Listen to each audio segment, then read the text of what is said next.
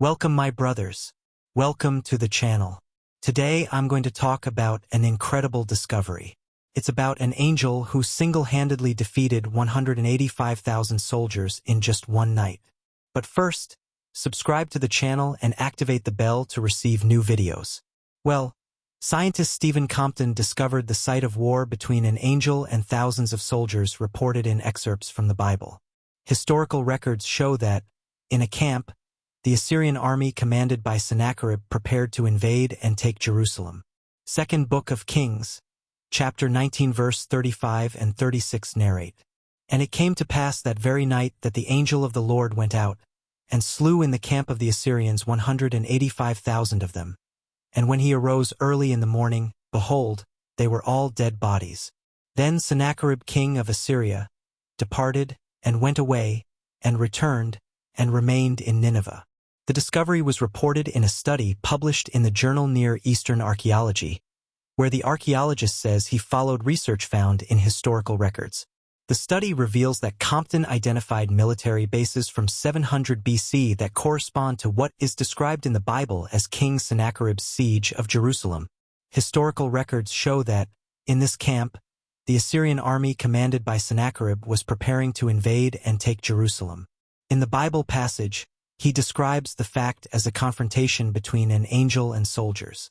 This appears to be the site of Sennacherib's camp from the siege of Jerusalem, which was featured in all three books of the Bible, depicted in great works of art by, for example, Peter Paul Rubens and Gustave Doré, and celebrated in verse by Lord Byron, cites scientist Compton in the study. He describes that, in the Bible story, the angel of the Lord passed through the camp at night, killing the Assyrian soldiers. Records of the Babylonian historian Berosus wrote that event as if a plague devastated the Assyrian army. And the Greek historian Herodotus claimed that rats invaded the Assyrians' camp at night and chewed through their bowstrings and shield straps, leaving them defenseless in battle the next morning.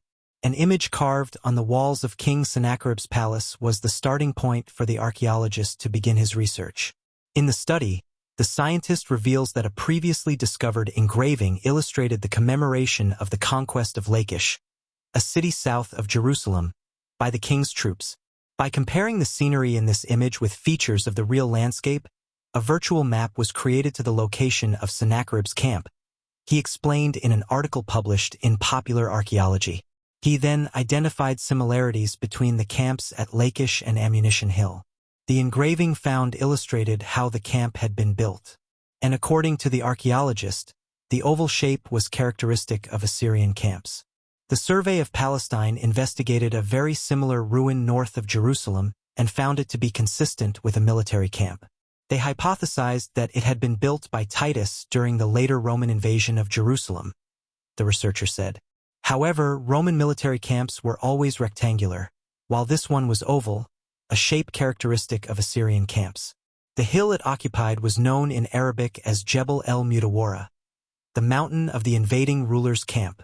The result of Compton's work can aid the work of other archaeologists who are dedicated to finding evidence of biblical passages. Researchers can now use methods similar to those applied by Compton to discover other military camps and ancient cities destroyed by the Assyrian army.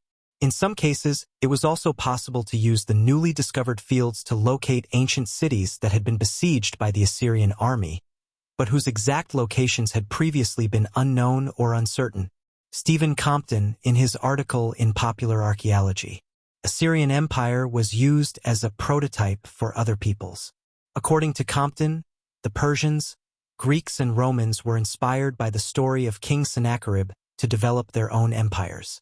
The king intended to control all routes through the Syrian desert, which gave access to the Mediterranean Sea.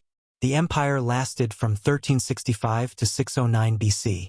In 1930, the British built an ammunition depot on the former invading ruler's Camp Mountain and renamed it Ammunition Hill.